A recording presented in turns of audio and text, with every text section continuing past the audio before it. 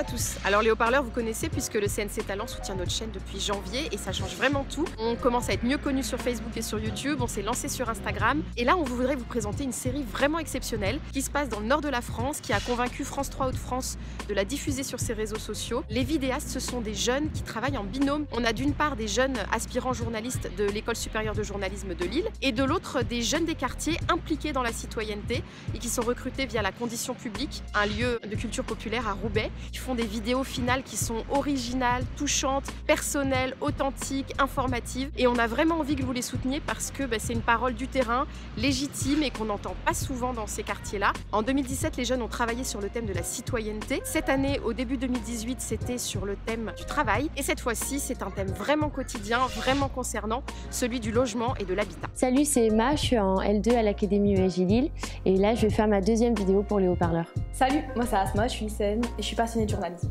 Donc moi j'habite à Roubaix, dans le Nord. Tous les jours je passe devant des courées. Donc les courées c'est des habitations typiques d'ici. Je sais que certaines ont été réhabilitées et d'autres non et qu'elles sont laissées à l'abandon dans de mauvaises conditions. Donc avec Emma on va enquêter pour voir l'ambiance qu'il y a dans ces courées et les conditions de vie des habitants. On est déjà allé voir des habitants, on a vu qu'il y avait pas mal de problèmes, du coup avec les haut-parleurs on va en parler. Je m'appelle Chloé et je vais me pencher sur le sujet de l'intergénérationnalité. Dans les grandes villes, on oublie souvent le collectif et je veux montrer que de telles initiatives permettent de se réapproprier des espaces souvent considérés individuels. Bonjour, je m'appelle Théo et je suis nouveau chez les haut-parleurs. Je me suis toujours intéressé à la nouvelle technologie et je vous invite dans mon enquête sur l'habitat connecté. Fictif ou réel, utile ou gadget, vous trouverez toutes ces réponses dans ma vidéo.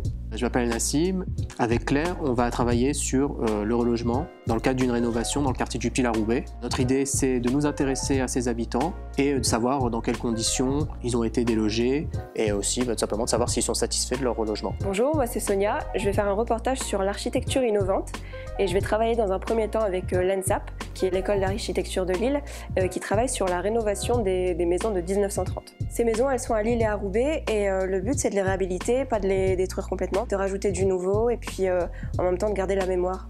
Bonjour, moi c'est Clara, j'ai 18 ans et pour ma deuxième vidéo pour les haut-parleurs, j'ai choisi la thématique de l'habitat nomade et plus particulièrement les fourgonnettes aménagées. L'habitat nomade, ça peut avoir un côté romanesque, mais dans les faits, qu'en est-il?